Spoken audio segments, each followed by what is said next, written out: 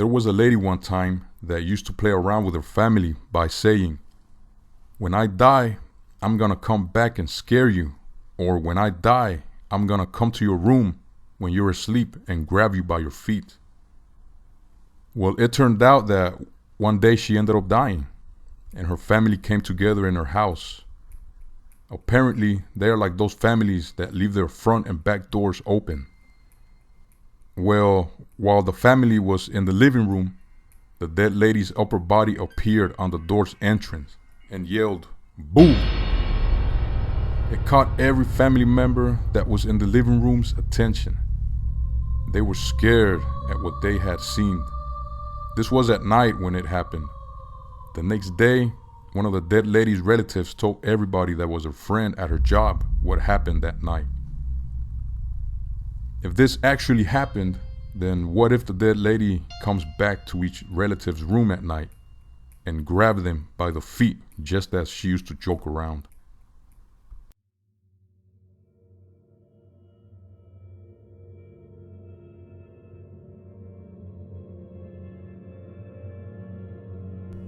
When I was little, I remember seeing my aunts in my mom's apartment together. They were waiting on a call about my grandpa. You see, my grandpa was in the hospital and somebody, I don't know who, I'm guessing it was a doctor, was informing my aunts about my grandpa, who of course was their father. It was about noon when they received the news that my grandpa had died. All I saw after that was my aunts running out the door crying out loud because of the news. I found out later that my grandpa actually died around 5 in the morning when he was found lying on a pool of his own blood in a parking lot at his job. The reason the person was giving the news to my aunts wrongfully was because he didn't want to give them the truth all at once and freak them out like that. So he decided to give them the news slowly by making it seem like if he went through a process before he finally died. After the funeral began, strange things started happening with my mom. She had a dream that she was in a cemetery and my grandpa's casket was in front of her. The casket opened and a gust of wind came out of it and overwhelmed my mom. After the dream, when we came home from the funeral, my mom was on her way to her room, and she says she felt some sort of air come over her in front of her, and she says the left side of her body fell asleep. She called my stepdad for help and told him to help her because she felt like she was dying. After he sat her on the bed for a little while, she started feeling better. That's when she started telling us what happened. Now imagine that one of your relatives that you know and love dies, and instead of just having nightmares or apparitions, that family member not only appears before you, but starts to actually touch you, and your whole body gets overwhelmed with fear. This is exactly what happened in this next story. Welcome to Possenti's Terror. Someone told me that one time a guy in Central America used to go out to a bar to get drunk. After he would get drunk, he would walk home by himself. Some of y'all might not know this, but a while back, there wasn't any technological advancements in Central America like there is today. So it was common for people to walk by themselves at night in those times. I'm pretty sure it still happens, but it's not the same as it used to be. Well, one night, while the guy was done drinking, he went walking home as usual.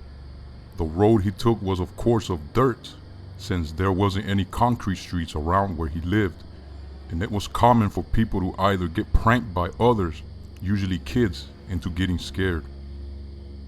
And sometimes people would actually get haunted by a ghost or a person that would practice witchcraft. If you know any Salvadorian that's old or born around the 1950s or 1960s, they will probably tell you stuff they experienced while growing up. Some of them will tell you some dark stuff they went through. Or maybe get a bit mad because you will make them remember something scary they wanted to forget. Either way, you can get entertained from the stuff they might tell you. I said might tell you because some probably didn't see anything, and some will try to deny it because they just don't want to bring that to the present, unless they're a bit buzzed. Try to talk to one and convince them to share with you something scary that they witnessed in El Salvador back in their day. It's very entertaining, just don't tell them you don't believe them so they can tell you a lot more. Well, going on with the story, while the guy was walking home, someone came out from the side of the road, and the person got close to the guy and started walking with him.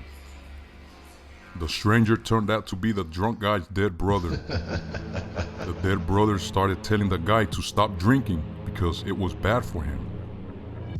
And while this was happening, the guy says he was feeling so scared that his legs felt big and heavy. His head felt bloated by the fear, and he couldn't talk at all. He was getting paralyzed by the fear that was overwhelming him. The drunkenness went away from him, and his dead brother kept on talking to him and patting him and laying his arm on his back. When he got home, his wife was waiting for him. I'm guessing she was worried because he got home later than usual.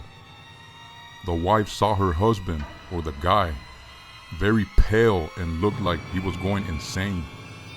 She saw the dead brother standing in front of their house and saying to his brother to stop drinking alcohol.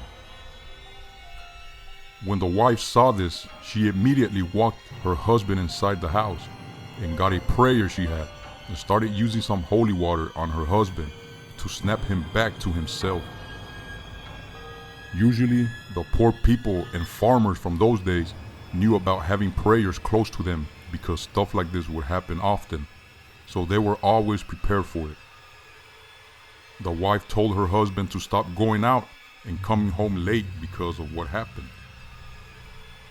After this experience, the guy still decided to go get drunk, and when he was getting ready to hit the road, the sun was already going down, and he saw his dead brother casually resting his body on a rock that was close to the road near their house. The dead brother raised his voice to the guy and told him that he didn't want him to go get drunk. The guy went back inside and told his wife that his brother was back outside. So the wife went out to check and got close to the brother to make sure it was him, and she was completely convinced it looked like him and told him he wasn't her husband's real brother.